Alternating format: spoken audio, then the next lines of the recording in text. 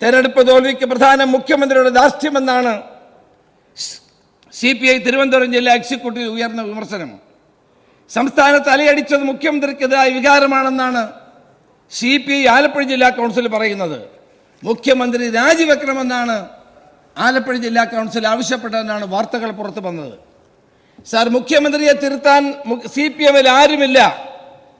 CPIയുടെ യോഗത്തിൽ വിലയിരുത്തലുണ്ടായി. CPMന് കഴിയാത്തതുകൊണ്ട് മുഖ്യമന്ത്രിയെ തിരുത്താൻ CPI രംഗത്തിറങ്ങുകയാണ്. നടക്കുന്ന കാര്യമാണോ? നമുക്ക് ചിരിക്കാനല്ലാതെ എന്ത് കഴിയും? കാഞ്ഞിരത്തിൽ ഒരു 1000 വർഷം പാലിലിട്ടാലും അതിന്റെ കയ്പ് മാറുമോ സാർ? നമസ്കാരം.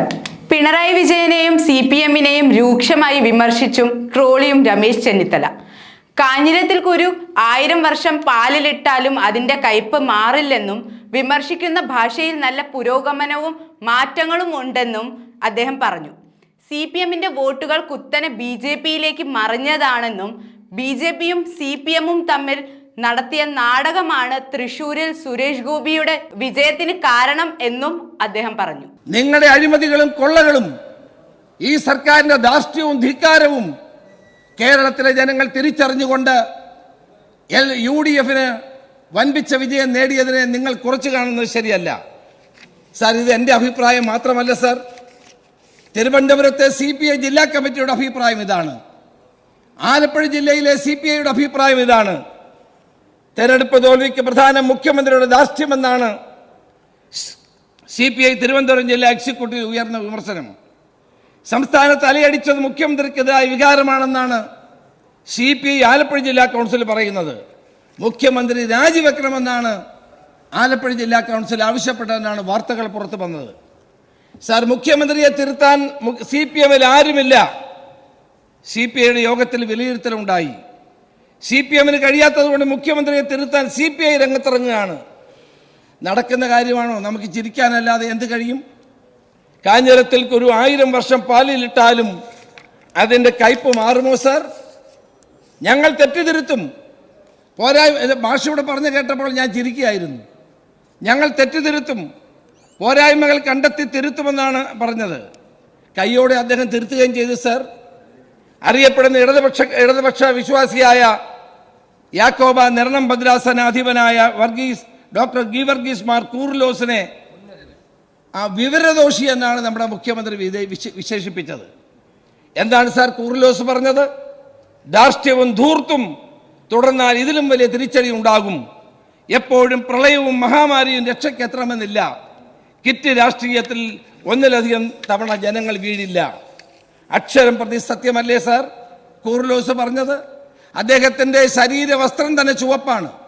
എല്ലാ മനുഷ്യചങ്ങലകളും പങ്കെടുക്കുന്ന ആളാണ്. സത്യം വിളിച്ചു പറഞ്ഞപ്പോൾ അദ്ദേഹത്തെ വിവരദോഷി എന്ന് പറഞ്ഞാണ് നമ്മുടെ മുഖ്യമന്ത്രി വിളിച്ചത്.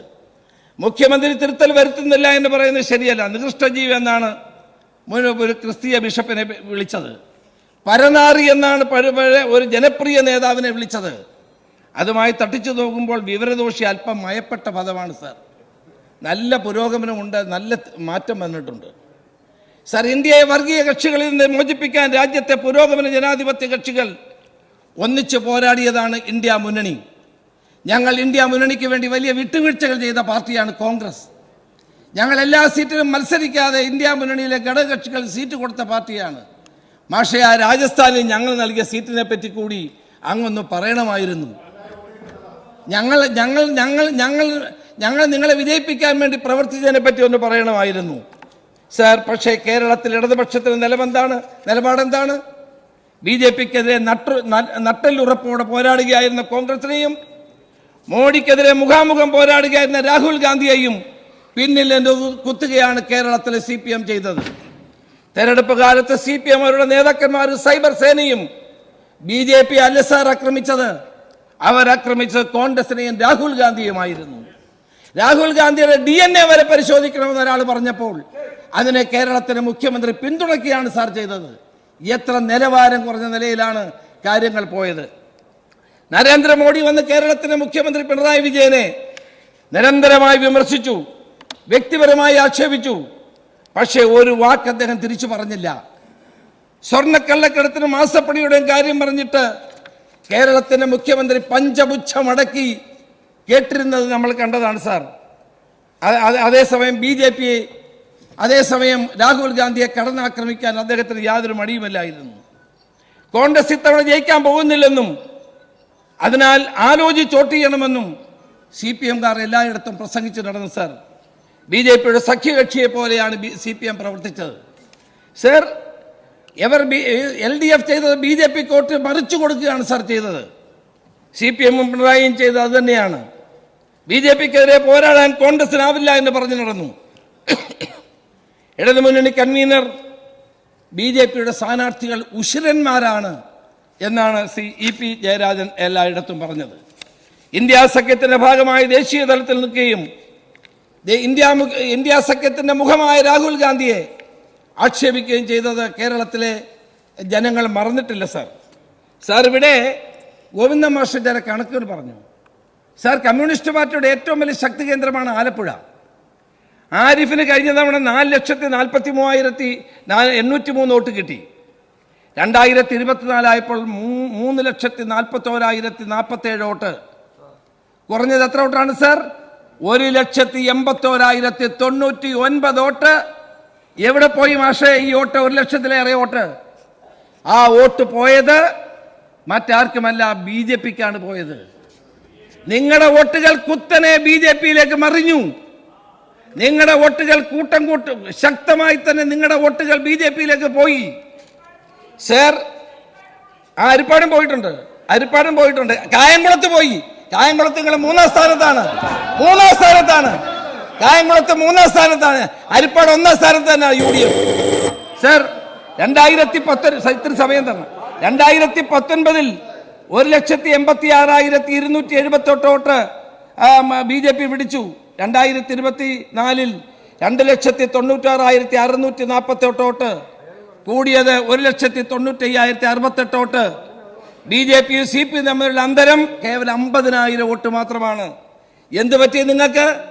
1,00,000 വോട്ട് നിങ്ങളുടെ BJP-യിലേക്ക് മറിഞ്ഞത് എങ്ങനെ? നിങ്ങൾ ആലോചിക്കേണ്ട കാര്യമാണ്. നിങ്ങൾ ജനങ്ങളോട് പറയേണ്ട കാര്യമാണ്. സർ, ഇന്ന് കോൺഗ്രസ്, നാളെ BJP. അങ്ങ് ഇവിടെ നിന്ന് പറഞ്ഞിട്ടുണ്ട്. കോൺഗ്രസിൽ നിന്ന് BJP-യിലേക്ക് ആളുകളെ റിക്രൂട്ട് ചെയ്യുന്നു. അനിൽ ആന്റണിയും പത്മജ വേണുഗോപാലും പോയി. സാർ, 2 വ്യക്തികളെ പോയുള്ളൂ. നിങ്ങൾക്ക് പോയത് 1,00,000 വോട്ടാണ്. ആലപ്പുഴയിൽ പോയത് 1,00,000 വോട്ടാണ് നിങ്ങൾക്ക് പോയത്. അത് നിങ്ങൾ മറക്കരുത്. സാർ, ആറ്റിങ്ങലെ പറ്റി മാഷ് പറഞ്ഞല്ലോ. ആറ്റിങ്ങൽ BJP-ക്ക് 2019 2,48,000 വോട്ട്. 2024 3,779 വോട്ട്. കൂടുതൽ 63,698 വോട്ട്. സർ, ആറ്റിങ്ങൽ മണ്ഡലത്തിൽ മാത്രം നിങ്ങൾക്ക് 31,636 വോട്ട് ഉണ്ടായിരുന്നത് ഇപ്പോൾ 6,286 വോട്ട് BJP-ക്ക് ഭൂരിപക്ഷമാണ്. ഇവിടെ പോയി നിങ്ങളുടെ വോട്ടുകൾ എവിടെ പോയി?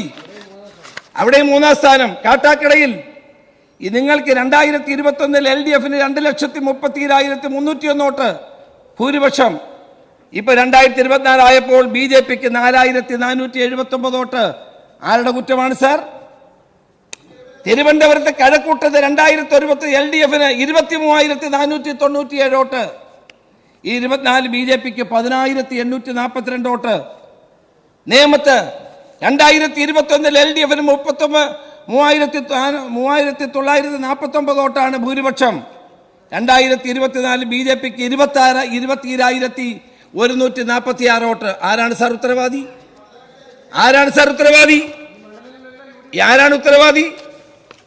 സാർ, തൃശ്ശൂരിനെ പറ്റി പറഞ്ഞു. ഇരിങ്ങാലക്കുടയിലും ഒല്ലൂരും മണലൂരിലും BJP 1-ാം സ്ഥാനത്ത് വന്നതിന്റെ ഉത്തരവാദിത്വത്തിൽ നിന്ന് CPM-ന് മാറി നിൽക്കാൻ കഴിയുമോ? മാഷ് പരിശോധിക്കണം. കരുവന്നൂർ ബാങ്കിൽ അകത്ത് പോകാതിരിക്കാൻ വേണ്ടി BJP-യും CPM-ഉം നടത്തിയ നാടകമാണ് തൃശ്ശൂരിലെ സുരേഷ് ഗോപിയുടെ വിജയം എന്നുള്ള കാര്യത്തിൽ ഒരു തർക്കവും വേണ്ട. സാർ, നിങ്ങൾ കേസുകളിൽ നിന്ന് രക്ഷപ്പെടാൻ, ജയിലുകളിൽ പോകാതിരിക്കാൻ, മാസപ്പടി വിവാദത്തിൽ നിങ്ങളെ അന്വേഷിക്കാതിരിക്കാൻ കേരളത്തിലെ BJP നേതൃത്വവുമായി നിങ്ങൾ ഉണ്ടാക്കിയ കൂട്ടുകെട്ടും അന്തർധാരയുമാണ് കേരളത്തിൽ BJP-ക്ക് ഇത്രയും വലിയ വോട്ട് കൂടിയിട്ടുള്ളത്. അസാധ്യമെന്ന് കരുതുന്നത് ഇനി സാധ്യമാകും. ഹാട്രിയിലൂടെ ഹാട്രി, hair transplant and PRP clinic.